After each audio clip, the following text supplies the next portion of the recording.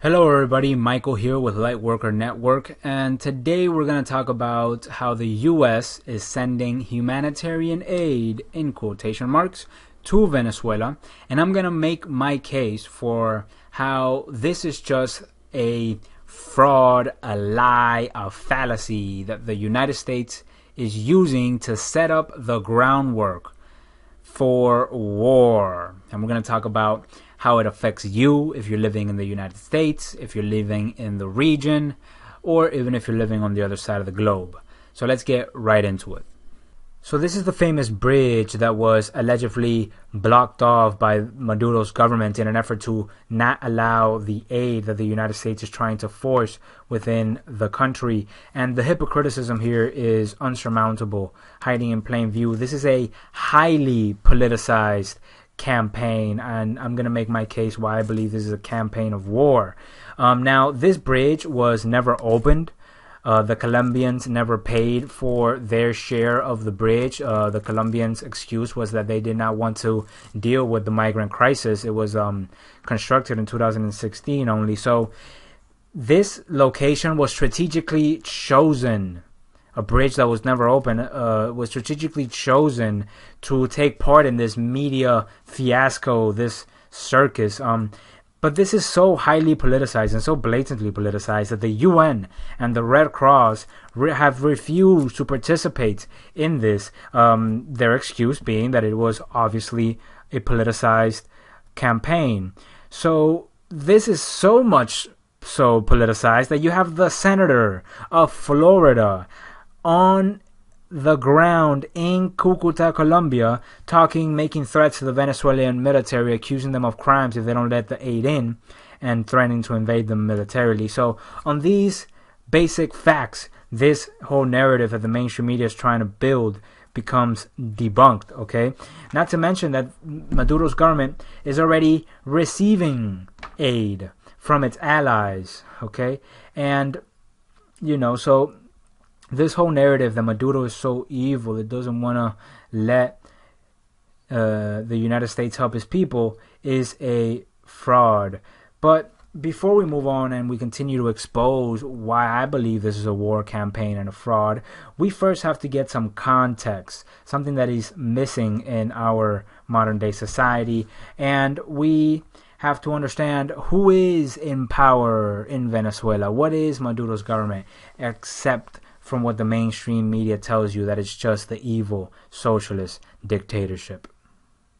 Now this man right here, his name is Simón Bolívar. Now if you don't know who Simón Bolívar is, you can think of him as the George Washington of Latin America. He effectively kicked the Spanish Empire off the face of the continent and he liberated the people. They called him El Libertador. He was born, or the liberator. He was born in Caracas, Venezuela. And he says a quote that really a prediction that turned out to be very accurate, very true. He said, "The United States seems destined by Providence to plague the Americas with misery in the name of liberty." Now, he would have been 150% accurate if instead of liberty, he would have used the word democracy, but we can gauge that it is the same thing. Now, he was absolutely correct, and we saw for the past 100 years a onslaught of United States intervention into Latin America, just year after year after year of installing puppet dictatorships in Latin America, implementing and monopolizing American companies, corporations in Latin American nation states, and all the way up to funding genocide, to funding and arming rebel groups, to overthrow the government, to destroying economies. This is what the United States has done in Latin America. This is the legacy that the United States has in Latin America. So I find it kind of funny when people nowadays talk about how, oh, now it's different, now they want to help. Okay, yes, it's the same lie, spreading democracy, that they have used to get us into every major armed conflict since the Second World War. But then, turning the 21st century, a man called Hugo Chavez comes into the scene, and he gets elected in a free and fair election in 1999. And the first thing he does is that he offers a vote to his people so that they can draft a new constitution. And the people of Venezuela voted 90+% that they wanted a new constitution. And so they did. And he renames the country to the Bolivarian Republic of Venezuela after El Libertador, after Simón Bolívar. And you see, he had a very similar vision to Simón Bolívar. Simón Bolívar wanted to unite Latin America because he foresaw the rise of an American empire. Okay? And Chavez was in power after 100 years of that American empire spreading its misery in Latin America. And he united Latin American nation states against the United States to push back against the United States during the Bush and Obama era. And so, not only that, he kicked them off of the country with the world's most abundant resources. He kicked them off of the country, the multinationals, and the United States didn't like it. You see, they didn't like this whole Bolivarian revolution that Chavez set into motion. So then he dies in 2013 and handpicks his successor, Maduro. And now comes Maduro, and then the United States sees its shot. It sees its opportunity to gain control of the country once again, and so it launches this economic war against the country by implementing sanctions and by manipulating the price of oil and by doing everything they can to get their hands on this bounty. And now that brings us up to the present day chain of events. When this character called Juan Guaido self-proclaims himself president of the Republic of Venezuela, and it is obvious, blatant that this coup attempt led by the Americans has failed emphatically and blatantly. The armed forces stood unwavered in the face of this attack, and so the United States is going into their plan B now, and let's talk about what that plan B is. Now, before we move on, I must say that I do not know what is going to happen. I'm not claiming to know what's going to happen. I can only make a reasonable prediction from my geopolitical understanding of the situation.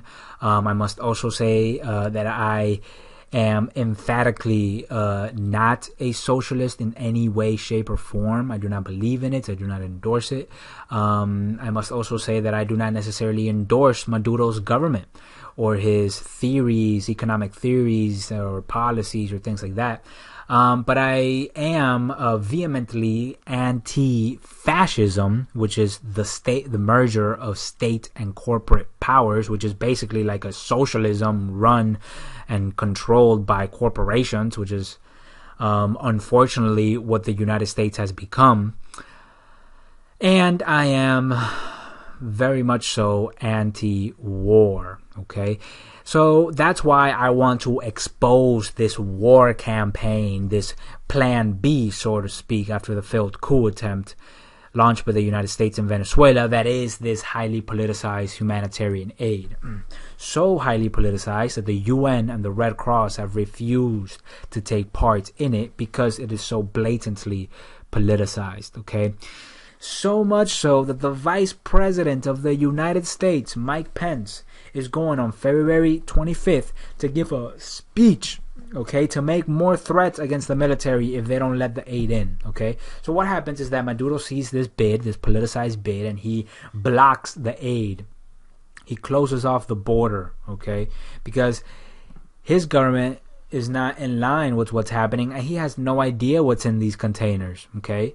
So basically he blocks the aid. And how hypocritical is it, okay, when the United States has just froze literally billions upon billions upon billions of money, of dollars, okay, that the Venezuelan government had already made that belonged to them, froze that money in foreign accounts, okay, and then comes back and says, hey, here's $20 million in food scraps, let it in, let us set up camp within your borders, and if you don't, you're committing crimes, we're going to invade you militarily. Okay, imagine the irony, the hypocrisy of that statement. So my prediction of what this is that they're trying to get the aid in so that they can set up their camps within the borders of Venezuela so that they can distribute their quote-unquote humanitarian aid. But really, these camps are going to be glorified supply lines that the U.S. could use to get anything it wants within the country to fund rebel groups that are trying to overthrow the government. It's going to give them weapons, cash, food, whatever they want, okay? And that's not a wild prediction. That's just history. That's what the United States has done in the past, okay? In places like Nicaragua, where you literally have the same man, Mr. Elliot Abrams, who was one of the men in charge of that operation in Nicaragua in the 80s, who funded the rebel groups, the Contras, by shipping them in weapons on planes that said humanitarian aid on them, okay? He got convicted for lying to Congress about this operation. You cannot make this stuff up. This is the special envoy for the United States, the man in charge of nearly the entire operation in Venezuela. We've done it all throughout Latin America, all throughout Central America. We've done it as recently as right now in the Middle East, arming the Syrian rebel groups to overthrow their government, because the United States has seen, and the whole world has seen, how this quick kill coup attempt against the government of Venezuela has failed, and now they're launching their plan B. And the armed forces stood unwavered in the attack, the same way that they stood unwavered in the 2002 failed coup attempt against Chavez, where the army saved Chavez, okay?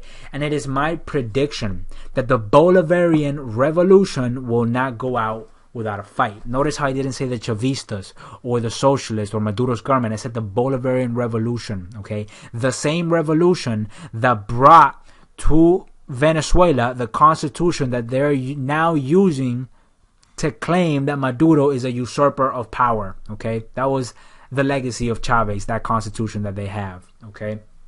So it is not surprising to me that the army is standing firmly with the government, because Chavez, the revolutionary that launched this revolution in the beginning of the 21st century, this was his battle cry. This is all that he warned about. He said the Americans are trying to take over. The Americans are going to come. We have to stand firmly against anti-imperialism. And guess what? The armed forces are seeing this orchestrated and dominated coup attempt led by the Americans.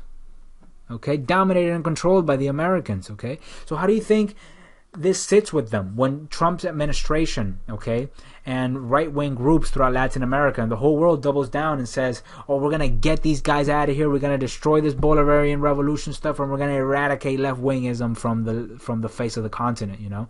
How do you think that's going to sit with all the left-wing governments and all the left-wing rebel groups like the FARC in Colombia that are hiding out in the jungles of Colombia? Okay, how do you think that sits with them? These governments are going to band together and they're going to fight off a military intervention at all costs. And don't think that this will be an easy war for the United States to win. The territory that we're talking about, including Venezuela, Colombia, and some of the northern parts of Brazil, if not more, has to be at least 10 times larger than Vietnam. And it is mostly jungle. Okay, the Colombian state, even with billions of dollars of U.S. intervention, has not been able to defeat the guerrilla groups hiding out in the jungles of Colombia.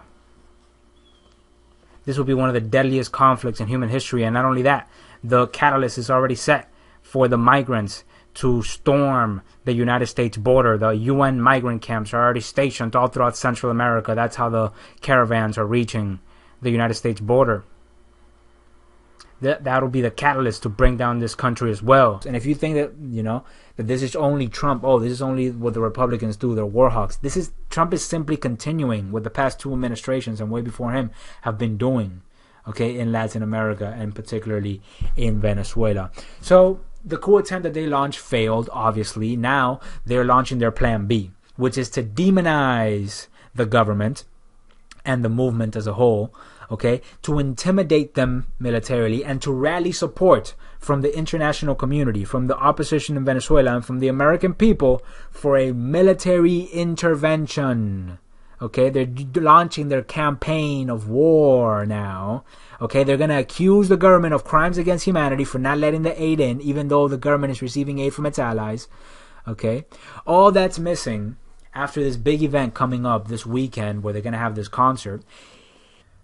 where they're trying to rally up public support for this highly politicized aid, and for Juan Guaido, who says that no matter what, we're going to let it in this weekend. And I want people to stand up and to push back and to get in front of the military that's not trying to let it in.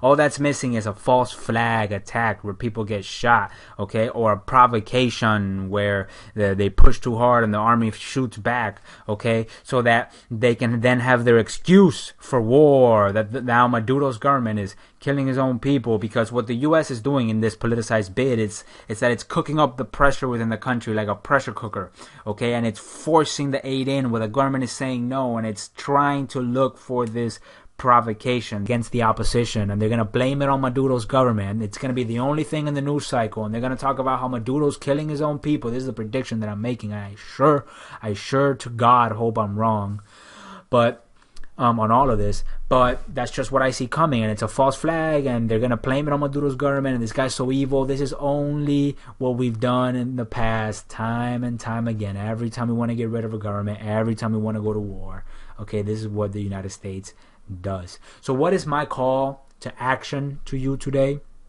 Okay, I want you to stand up, and I want you to demand peace. No matter what happens, no matter how it happens, I want you to stand firmly against U.S. military intervention in Venezuela. I want you to say that we want to resolve this diplomatically and in the debate of ideas, okay? And I want you and everybody within the range of my voice to occupy peace, okay? Because unfortunately, we're being fooled into another endless war, okay? So I'm going to leave this here. Don't forget to like, share, subscribe, and comment what you think. I want to hear your input. I want to hear what you guys think. If you think I'm wrong, if you think I'm right, what you think is going to happen. And may God be with you. May God be with you. My name is Michael with Lightworker Network, and I'm signing out.